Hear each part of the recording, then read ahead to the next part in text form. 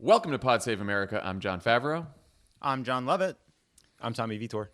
On today's pod, Lovett and I talked to Bernie Sanders about his endorsement of Joe Biden and what a progressive response to this economic crisis would look like. Before that, we'll talk about the protests against Trump's public health guidelines that are being organized by Trump's supporters, the latest debate over testing, a potential deal in Congress on a new relief package, and China's role in the 2020 campaign. But first, Lovett, how was the show this weekend? We had a great Love It or Leave It Back in the Closet episode. Megan Rapinoe was there. Big get. Big get. She was great. It was great to talk to her. We played a game about sports. And then we had Dr. Alima Tu, who's a psychologist. And it was a really helpful conversation about how it feels to be in quarantine and what helps.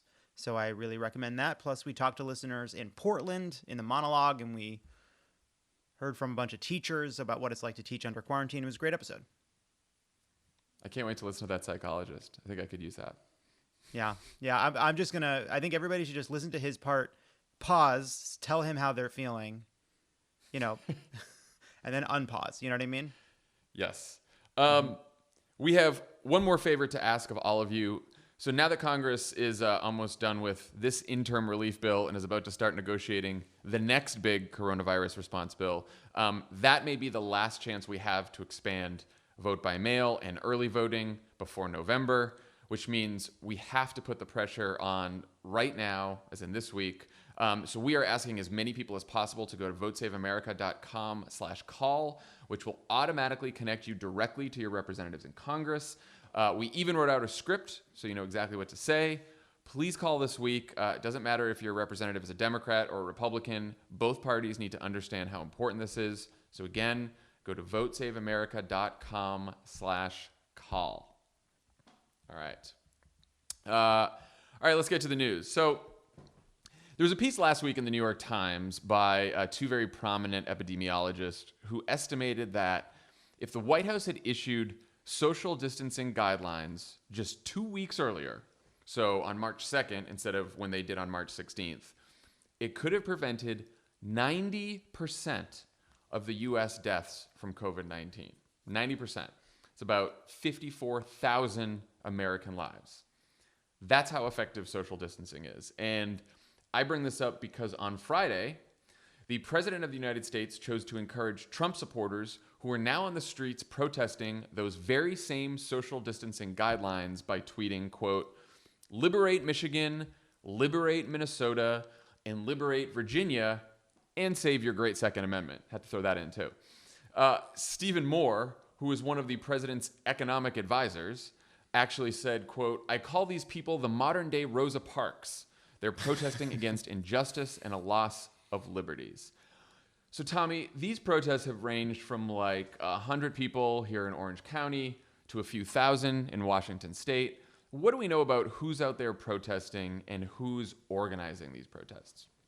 Modern day Rosa Parks. So look, I'm sure there are some people out there at these protests who are genuinely frustrated with the lockdowns.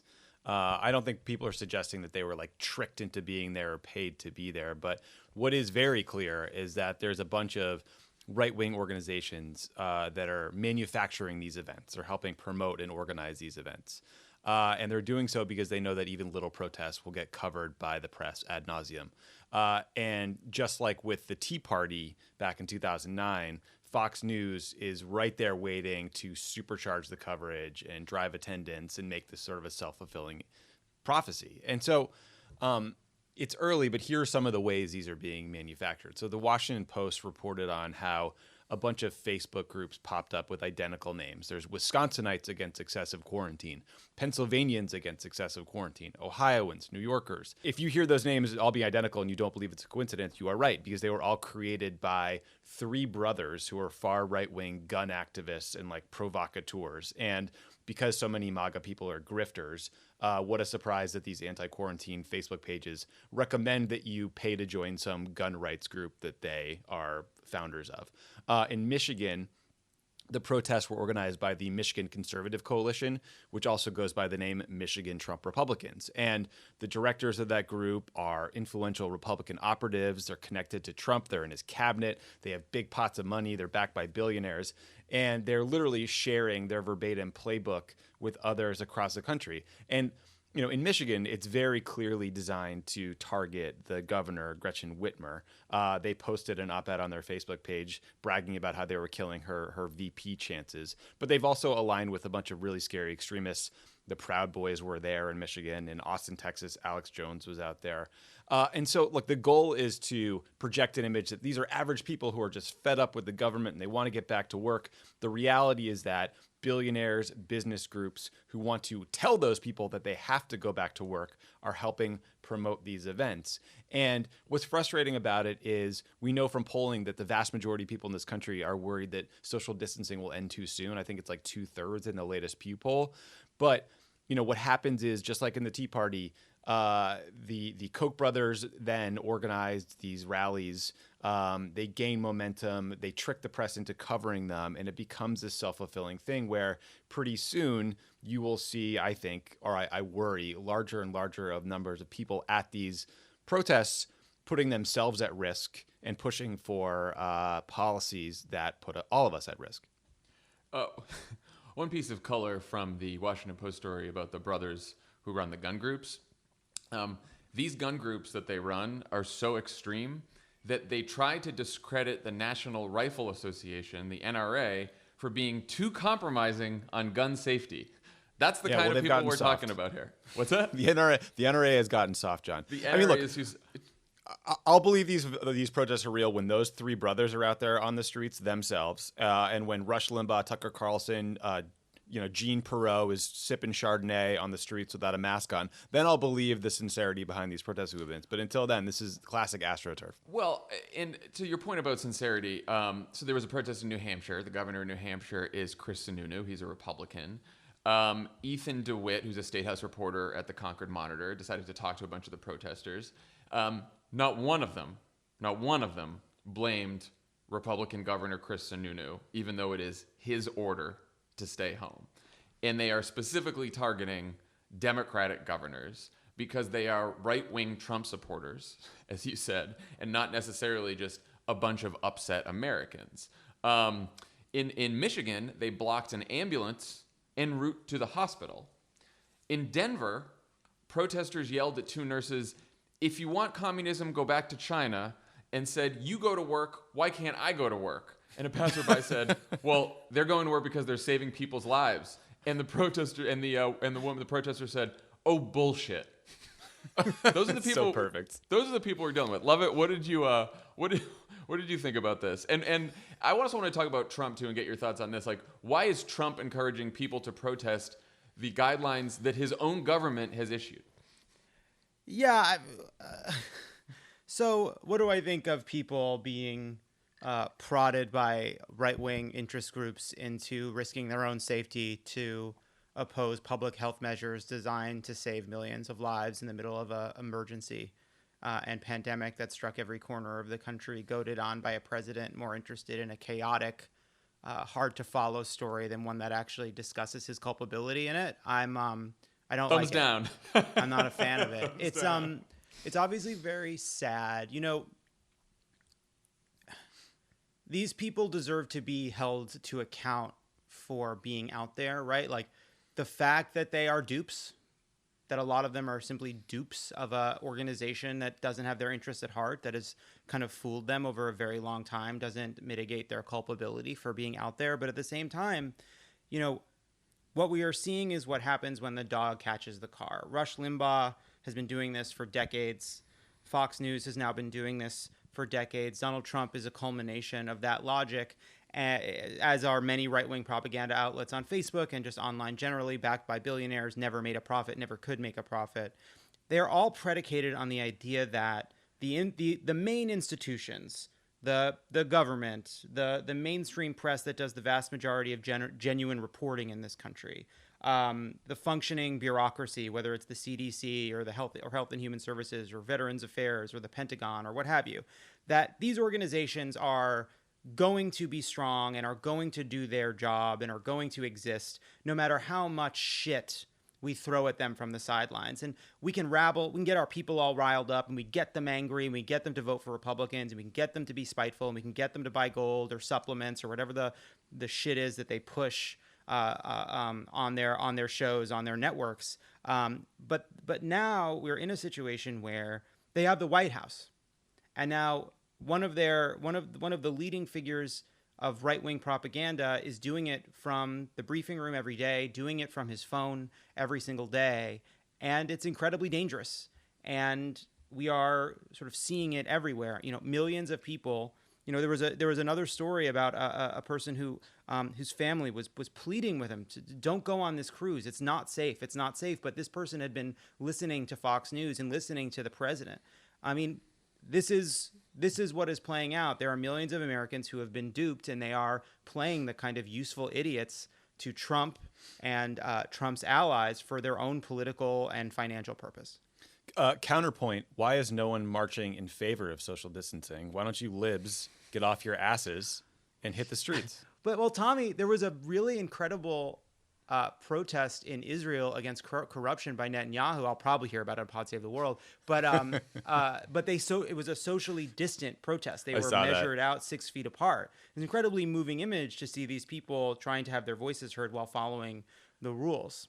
How dare you suggest I didn't see all the details of an anti-Netanyahu protest? Come on. Yeah, I mean, it's you know right. what? Ben Rhodes was there. Ben Rhodes. The search engine, the search engine, a COVID story meets a Netanyahu story. It is made for Pod Save the World.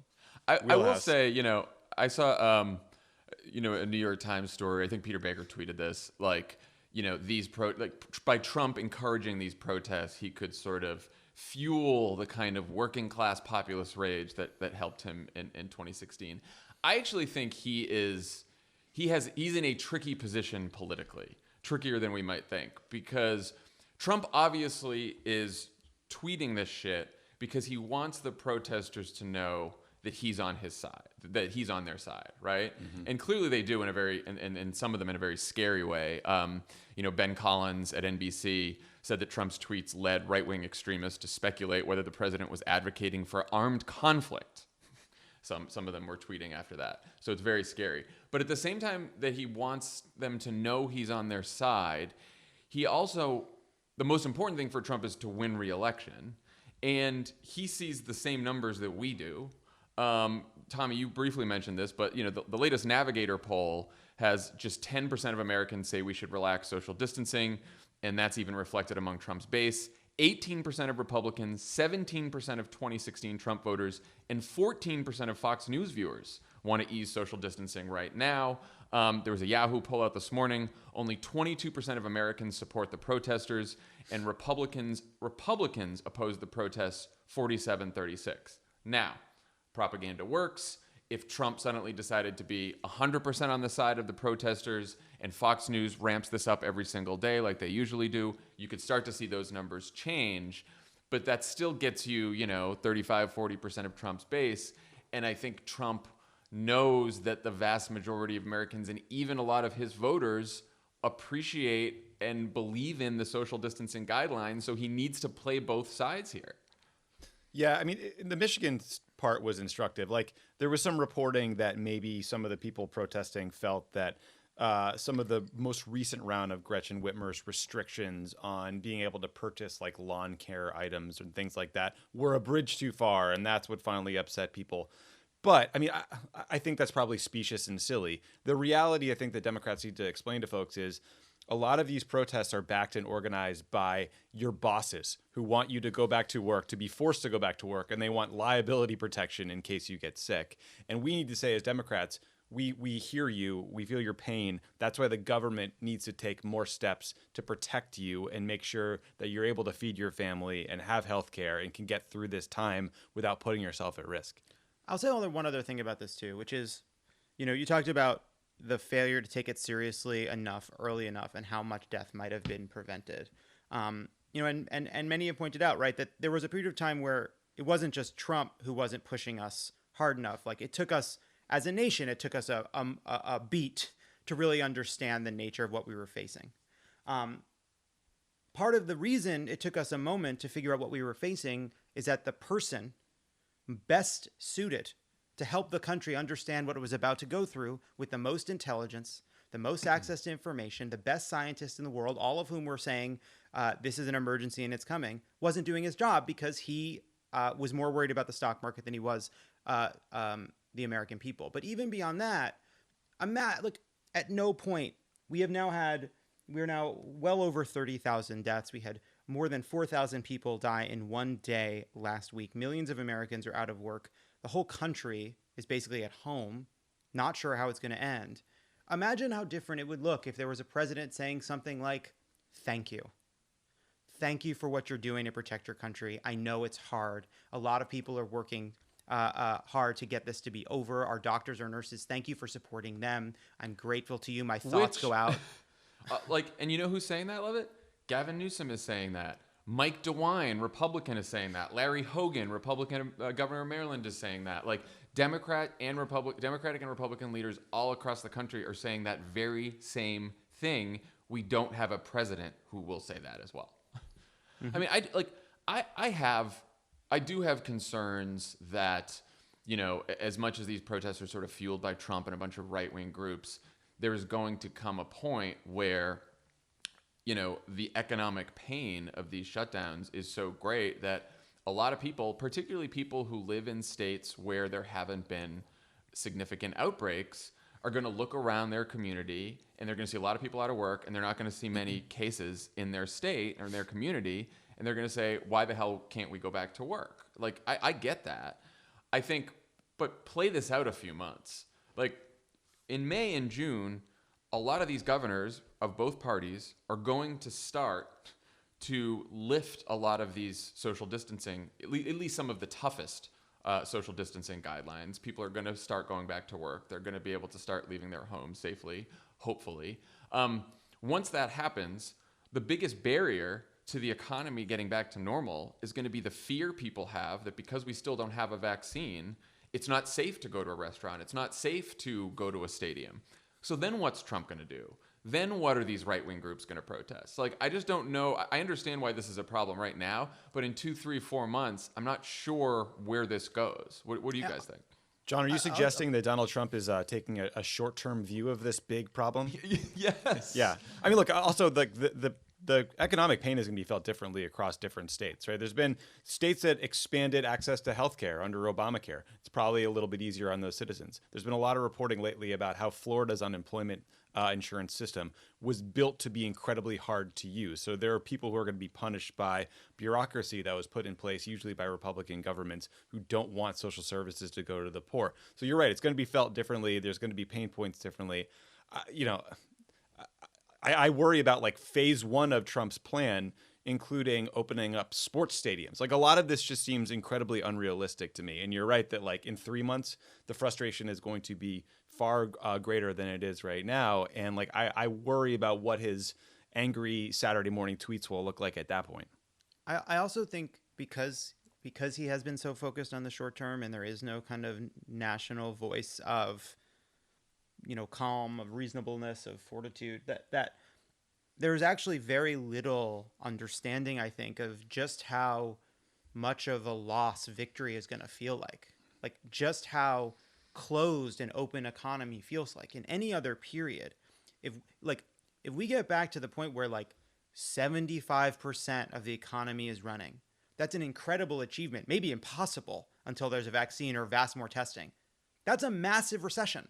Yeah. That's a massive, massive downturn with millions of people immiserated, forced into economic dislocation, having to move in with their families, having to desperately seek relief somewhere from the government on an ongoing basis. So because there's no one setting expectations or nobody in a position to set expectations, there is so little preparation for the millions of people who, I agree with you, John, are going to start bristling against the walls of this stay-at-home order, and then we'll come out to discover that things are not what they were. So we've talked about this before, but the only way to make it safe or safer for people to leave their homes and go back to work is with a national strategy for fast, easily accessible testing and contact tracing. We still don't have that. Democratic and multiple Republican governors keep saying that they don't have enough supplies or testing kits. Trump said that governors have enough testing capacity, that they need to, quote, step up and get the job done. And he accused them of complaining, which led to this response last week from Andrew Cuomo. The president doesn't want to help on testing. He said 11 times. I said the one issue we need help with is testing. He said 11 times, I don't want to get involved in testing. It's too complicated. It's too hard. I know it's too complicated and it's too hard. That's why we need you to help. I can't do an international supply chain. He wants to say, well, I did enough. Yeah, none of us have done enough. We haven't, because it's not over. So yes, thank you for the Javits. Thank you for the U.S. Navy ship Comfort. But it's not over. We have a lot more to do. And no one can take the posture, well, just say thank you for what I've done, and I'm now out. I'm not doing anything else. I've done my part. What if I said to the people of my state, okay, I'm done. By the way, I saved hundreds of thousands of lives. I flattened the curve. I created more hospital beds than anyone ever imagined. I coordinated the entire state. I'm done. I'm done. I'm going home. I'm going to go see my mother. I'm going to spend time with my kids, and I'm going to go out fishing in Connecticut because their marinas are open. That's it. I'm done. What if I said that? That's what he's saying. I'm done. I don't want to help on testing. Testing is too hard. So during Sunday night's briefing, Trump did say that he's, quote, calling in the Defense Production Act to fix the testing shortages, and, quote, you'll have so many swabs you won't know what to do with them. So He's such a dick about it. What an image. I know. I'll give you all the swabs you need. Yeah. You're like throwing a handful of swabs in your face for no reason. So we'll see if he actually does this. But Tommy, why did it take him so long, and why does he keep pushing this onto the states? I mean, the why is the hard part. I just think he doesn't want to own the responsibility for anything that is hard and anything that might be seen as a failure. But just in case folks think that we're being partisan here, Larry Hogan, Republican of Maryland, Mike DeWine, Republican governor of Ohio, Charlie Baker, Massachusetts, they are all the ones who are saying the lack of testing is probably the number one problem in America and the number one thing holding up the entire economic response. So I'll be honest, for the life of me, if I'm Donald Trump and I want nothing more than to reopen the economy because I think that's the only way I'm going to get reelected, then I would prioritize widespread, free, massive, pervasive testing. But that has been the CDC's single greatest failure since the very beginning. And for some reason, he still doesn't want to fund and prioritizing. And I don't get it. Lovett, what do you think? Yeah, I don't understand it either. It does feel like it is just based incompetence, and the focus he has is on the briefings, and he's saying get it done every day to a bunch of people who lack the aptitude to get it done. It is also a really hard problem. You know, we need an order of magnitude more tests. We need testing in the millions. We need places that can produce tests and process tests in the millions. And so in the absence of leadership from the White House directing all of this, you now have the states that have a kind of built-in capacity, places like Massachusetts, places like California, trying to kind of figure out what they can do to ramp up their own testing because they're not getting any leadership from the White House. It is sort of hard to explain because we're all operating under the assumption that Donald Trump is doing whatever he can out of self-interest. But out of self-interest, weeks ago, he should have been activating the Defense Production Act to ramp up testing, and he doesn't. So I don't think anybody can explain it. It's unexplainable. Apparently, the Washington Post got a couple current administration officials, Trump administration officials, to say that Trump's the buck stops with the state's posture is largely designed to shield himself from blame should there be new outbreaks after states reopen or for other problems. It's like maybe he believes that. Maybe these aides who went on background believe he believes that. But like, on what planet is that going to happen? Right. You're the president. You own everything.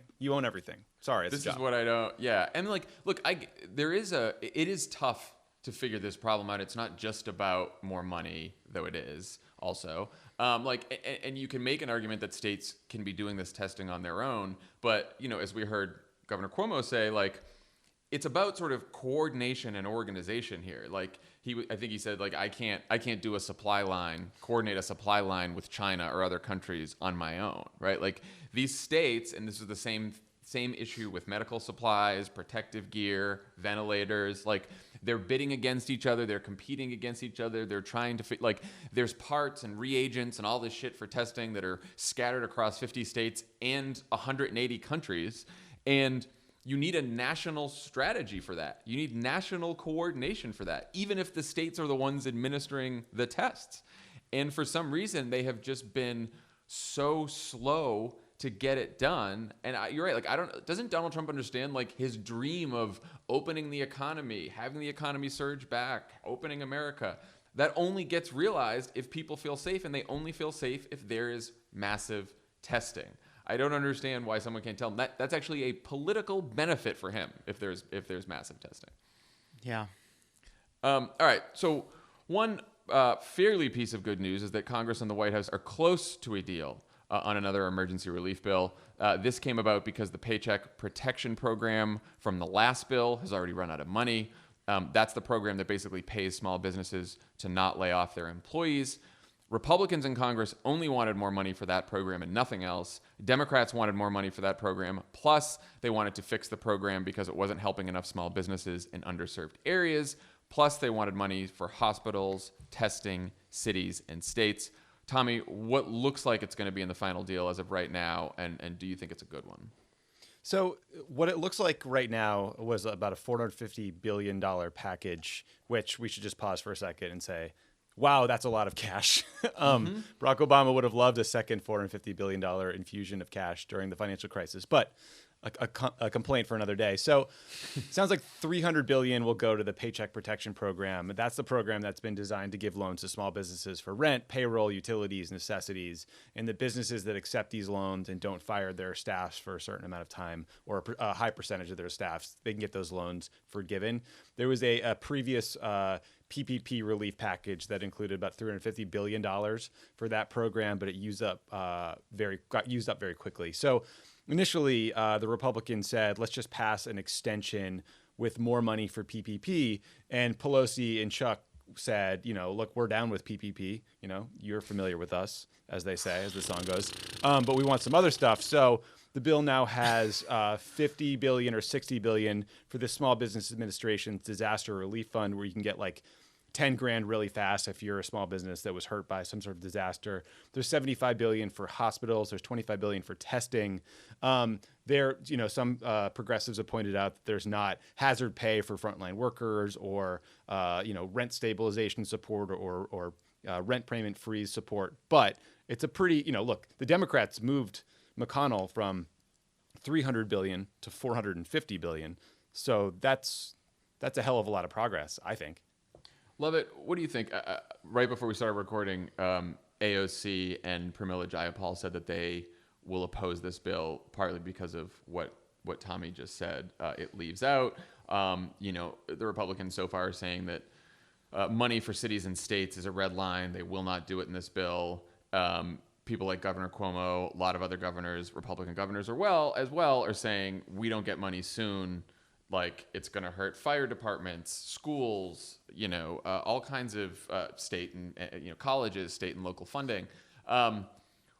What do we do here as Democrats? Because yes, Democrats have leverage, but before this deal was struck, Democrats were also blamed for a week for holding up money to keep people on the job. Yeah, I'll be honest in saying that I don't know, because part of part of what makes this, I think, nuanced is it's not just about it's about what's in this bill. It's about what's in the next bill. It's about what's the biggest emergency now, but also what are the must-pass parts of the next bill that will give Democrats more leverage on the next and bigger package, right? Like, I agree with all the priorities that aren't in this bill that AOC and others are advocating for. I don't totally understand how the negotiation will play out based on not having things here versus what will be in the next one, because support for states seems like it is inevitable and necessary. Some measure of hazard pay seems necessary. I don't know how inevitable. I mean, there's a bunch of different pieces about this. I guess I don't totally understand the negotiations enough to understand whether it is worth pushing this through now and making sure you fight for those things in the next bill, or if this is a one-time opportunity to get some of those pieces in. One dynamic that keeps playing out is Democrats are concerned that they'll lose their leverage because, Mitch McConnell says something like, we don't need more money for anyone. We've done enough, and maybe there won't be a phase 4 bill. And then, Nancy Pelosi calls up Steve Mnuchin and he's like, oh yeah, I'm ready to play ball. And I think that dynamic is not because Steve Mnuchin is a wonderful person. It's because Donald Trump wants to win re-election. And Donald Trump needs a good economy to win election, or at least he needs a better economy to win an election. And so Donald Trump continues to want to play ball here on successive economic relief packages. So I do think there will be a phase 4 bill. I think, the Trump administration has said this as well, even if Mitch McConnell might not want there to be. So I do think there is another chance for Democrats to exert even more leverage than they did on this bill. But look, it's a tough position for Democrats to be in, again, because not just for the politics, but because we are the more responsible party who wants to help people. This Paycheck Protection Program really did run out of money. We're seeing stories today that there's a ton of very small businesses who didn't get their loan from this program. There were a lot of small businesses I put in quotation marks because they're part of larger restaurant chains like Ruth's Chris and Shake Shack and others who got lots of money from this program, and a lot of mom and pop small businesses in minority communities and in rural communities did not get anything from the first tranche. So at some point, you don't want to hold up funding forever when there is a possibility that a bunch of small businesses could get money to keep their employees from being laid off, and a bunch of hospitals now could get a bunch of money that they badly need to help save lives. So how long do you really hold that up? Yeah, I totally understand the frustration from some of progressives that there's not enough in the bill to get money directly into the pockets of working people. There's also understandable frustration with the implementation of the first round of PPP money, because in many instances, your ability to get a loan had nothing to do with need. It had everything to do with how strong your pre-existing relationship with your bank was, because if you had all that paperwork sorted out, you could get it quickly, and if you didn't, you couldn't, which seems like a dumb way to implement a program. But look, Mitch McConnell is a terrible, cynical person, but his people would say this was about sequencing and just getting this money out the door as fast as possible. And I think it was smart and right to fight to add $150 billion more money into the package. Ultimately, I too am hopeful that we'll see another tranche of money, because Donald Trump, McConnell, and every Republican, frankly, have a vested political interest in the economy not burning to the ground, which means they're going to need another tranche of money. Now, these guys always find a way to help out business interests and donors and corporations before real people. But yeah, like you, I'm not sure what exactly Democrats are supposed to do here. Were we supposed to filibuster a bill, just fight for better priorities? It's hard to understand how the negotiation is happening besides these calls between Pelosi and Mnuchin. I would say this. For the next bill, I think that Democrats should pass a bill through the House that is the most ambitious progressive bill possible. That includes everything they didn't get in this one, plus everything they believe, basically their vision of what it looks like to take care of people during a pandemic. Rent stabilization, hazard pay for frontline workers. Bernie Sanders had some great ideas. Elizabeth Warren has some great ideas. A whole bunch of people do.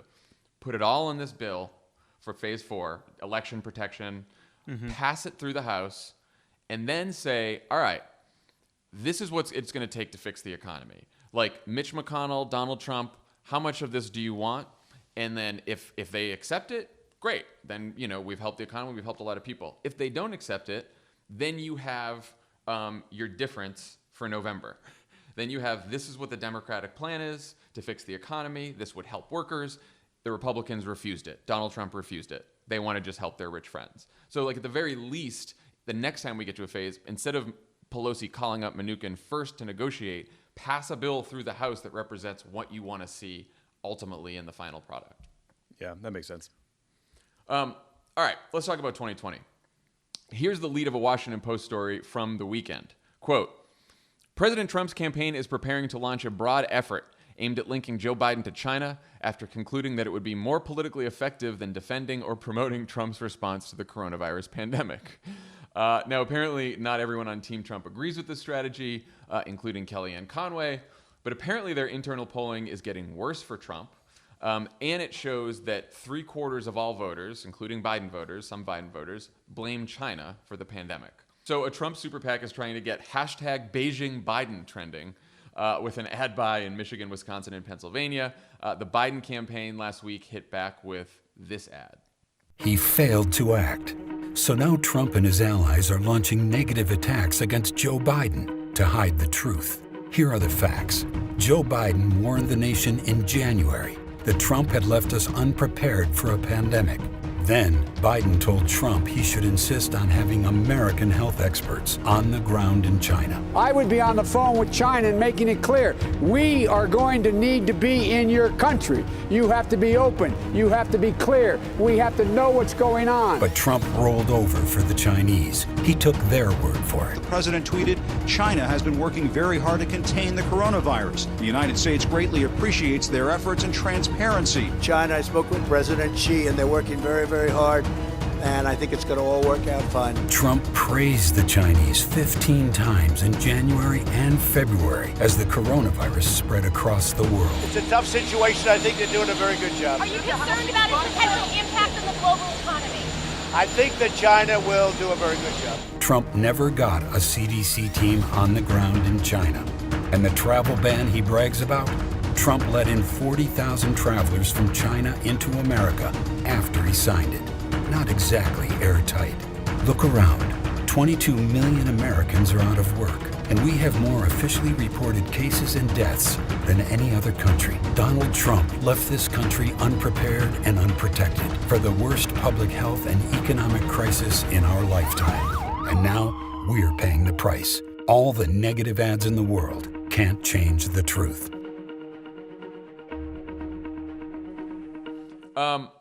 So, Tommy, how serious is the China ad strategy here on both sides? How much is this social media, or is this some real money here? No, it seems like real money. I mean, the Trump super PAC is spending, I think, $10 million to tie Biden to China. And then American Bridge, a Democratic super PAC, is spending $15 million criticizing Trump for the way he coddled China in response in the early days of the pandemic. So this is seemingly going to be a core part of this strategy.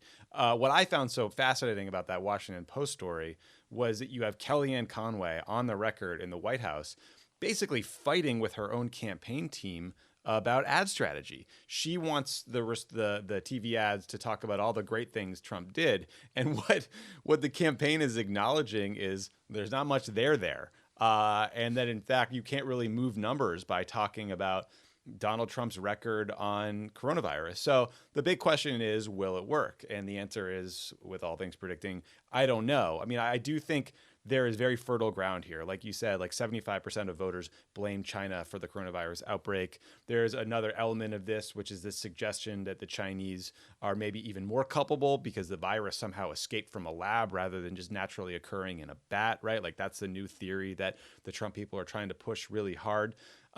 If I were operating with the same set of facts, I would rather be Team Biden, because you could point to all the things Trump did and said in those early days with respect to China. And I think that's much more relevant, frankly, than like quotes from Joe Biden going back to 1979, which is what they said will be potentially part of their ad campaign, the Republicans. But I mean, I always worry that the Trump people have way more money and are way more shameless. And so that can overwhelm even the best set of facts. So who knows? Lovett, which side of in the Trump campaign do you think is right? Kellyanne Conway on that they should promote more of his pandemic response, or the campaign that they should just trash Biden? Kellyanne Conway's full of shit. She was on the first one. She knows that you don't win for Donald Trump by making Donald Trump good. You win by making his opponents bad. That's what they did to Hillary Clinton. That's been their plan from the very beginning. That's what they're going to do. It's sort of ultimately pretty simple. They didn't just pick China coincidentally. They picked it because they think they have a big liability on China. We talked about this last week when this first started happening. They think that they have a big China liability because of what Donald Trump said in the early days of this pandemic, in being deferential to China, praising China, and not taking the threat seriously enough.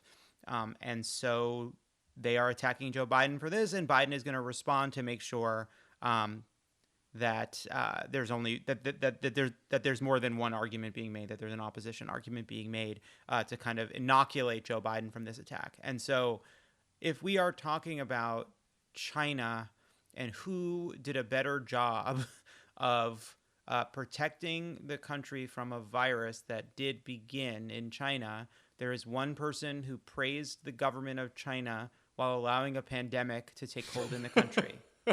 And now that is not to say that, like, and by the way, like, and then that'll come with a lot of demagoguery from Trump about China, which he's been doing for a very long time anyway. And so it's sort of the same playbook, just a different chapter, quarter. Yeah, like, I saw some people being like, criticizing Biden for jumping in on demagoguing China, and like, oh, now we have both parties demagoguing China, and this could be dangerous. And I agree that, like, it's not in anyone's interest, certainly not in the country's interest, to just be all anti-China for an entire election. I thought, that's how you eventually get to wars. But Biden didn't start this thing. And if Trump is going to spend most of his campaign, or a large part of his campaign strategy, saying that Joe Biden is too close to China and weak on China, I think it is not only important, but absolutely fucking necessary for Joe Biden to point out the facts of Donald Trump's response to the coronavirus pandemic, which included believing President Xi over his own intelligence. Yeah, Also, it just seems pretty obvious. Democrats should not work themselves into a position of defending the Chinese response to this outbreak. They covered it up. They locked down doctors and critics. They've scrubbed web pages of information that had been posted previously about their initial response. They're not letting in experts that are internationally recognized. So China screwed this up in a big way, and we should get to the bottom of exactly how. Now, part of this that's being suggested in the press is that this is a piece of a bigger puzzle that will include like Hunter Biden's business dealings in China. And I'm sure they will try to drag everyone they can possibly find through the mud on the story of the Trump people. But I would be worried about the fact that back in 2018, the Chinese awarded Ivanka Trump a whole bunch of new trademarks for her businesses. Wow, what an amazing coincidence. And then right at the same time, Donald Trump was helping out ZTE, a Chinese telecom company. Jared Kushner's having all these secret meetings with Chinese authorities. Like, there is a lot of shady shit happening with the Trump kids and their business dealings in China that I suspect would be the very first thing the Biden folks would say in response to allegations about Hunter Biden. So again, like, I'd rather have the Biden team set of facts. Yeah, I mean, the Trump campaign is working overtime to spin quite a few political reporters, somewhat successfully, that, this is the silver bullet right here. They're going to attack Joe Biden is weak on China, and you got the Hunter thing and this and that. It is not, to say it's not a clean hit for them is an understatement. They have family connections to China. Trump screwed up the response by believing China. I just think it is so, every time I see one of these pieces, it's like, the Trump campaign has polling that thinks this is the big deal. It's like, yeah, if Biden says nothing in response, it's going to work. Right. But if you match it with the record of what Trump actually did, what he's done with China, I don't think it's going to work very well. All right. When we come back, Lovett and I will talk to Senator Bernie Sanders. Thanks to Bernie for joining us today. And, hey, boys. Hey, boys. Hey, Lovett. 420, bitches. I forgot about that. It's my mother-in-law's birthday. Happy birthday, Marnie. Hey, one thing we didn't talk about today, but maybe we should talk about more later. For all you people who stay after the interview, love you hooks, by the way. True fans. There's been some great reporting about how Donald Trump's online campaign is just so much bigger than Biden's when you look at Twitter follows, Facebook, YouTube. So one way people listening who stay after the interview can help is just by following Joe Biden on those platforms, and also posting things about why they like Joe Biden. So just something to think about as we end the show today, and we all go back to our sad quarantine lives. Don't just post anti-Trump stuff, and I'm saying this to myself too. Talk about Democratic policies put forward by Joe Biden that make you want to support him or help your life. It's very smart, Tommy. And, David Plouffe talks about this all the time, that in 2016, everyone posted anti-Trump shit all the time. Not nearly enough people posted about positive things about Hillary, her policies, and there was a lot of critique of her campaign for not having a positive message. But, again, this is on all of us. All of us have feeds. All of us have the power to push out positive messaging, push out progressive policies that Joe Biden has embraced. There's a lot of garbage out there on the internet, and it's going to be nastier and nastier as we get closer to November. And each of us has the power to help promote some good stuff. Are not what you can do for your country. 420, bitches. Bye. Bye, everybody.